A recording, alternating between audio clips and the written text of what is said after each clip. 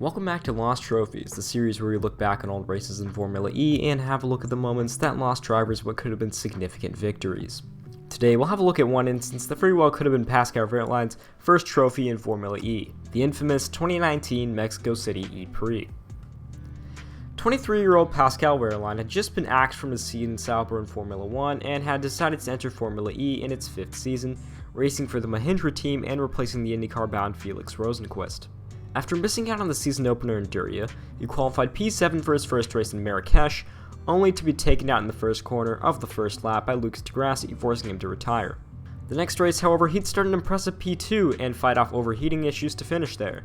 An incredible performance for only his second ever Formula E race. Heading into race 3 in Mexico City, he sat 9th in points, but needed a good day to launch him into title contention.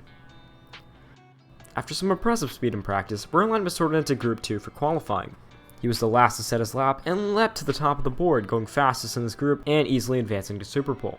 From there, he impressed again, heading out 5th and setting a 59.347, giving him his first career pole by 3/10 over Lucas di Grassi. As the lights went out, Wehrlein got a good jump and was able to clear di Grassi into turn number 1, speeding away as the drivers behind jostled for position. However, just 4 laps in, a massive incident brought out the red flag, and after a 30-minute wait, the race would resume with just 38 minutes to go. Through the first attack mode period, Wehrlein was able to keep control of the race. By now, he had set the fastest lap, and having led every lap so far, was en route to not only scoring his first career win, but also an elusive Grand Slam victory. With just under 8 minutes to go, Wehrlein began furiously conserving energy. Although he was relatively even with Oliver Rowland in P2, he was still 2% down on Lucas di Grassi in P3, and would be on the verge of running out as the race drew to a close. And so the gap between Wehrlein and his rivals started to shrink. As Rowland and di Grassi used their second attack modes, Wehrlein followed them through the next lap. With just under 3 minutes to go, Wehrlein's attack mode ran out and Lucas di Grassi was right on his tail. To make matters worse, he was still down on energy despite the conservation. Now, Wehrlein was on survival mode, lifting for each corner incredibly early, forcing di Grassi offline several times and blocking the Audi at every possible opportunity. Incredibly, by the final lap, Wehrlein had still held on to the lead, but now, however, he was leading a train of cars headed by the hungry Lucas di Grassi. Now, Wehrlein was flat out desperate. Into the turn 3 chicane, di Grassi was to his inside and the two made contact. Wehrlein made the decision to drive straight through the chicane, a move that would certainly earn him a penalty. For the time being though, he was ahead. Wehrlein proceeded to park it on the apex of every single corner, not giving di Grassi a single inch of room. Coming out of the final corner, it would just be a short run up to the line. Wehrlein had done it, surely.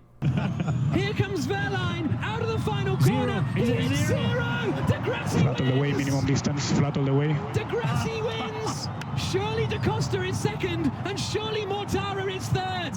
What a mad end to the Mexico City E-Prix. It never fails to deliver. Dilbagh has his head in his hands. Not only do they not win, I don't think they're going to score any points.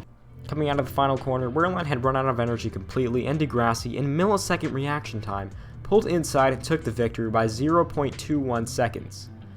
Unfortunately, the cut chicane would land Wehrlein a 5-second time penalty, dropping him from P2 all the way to P6.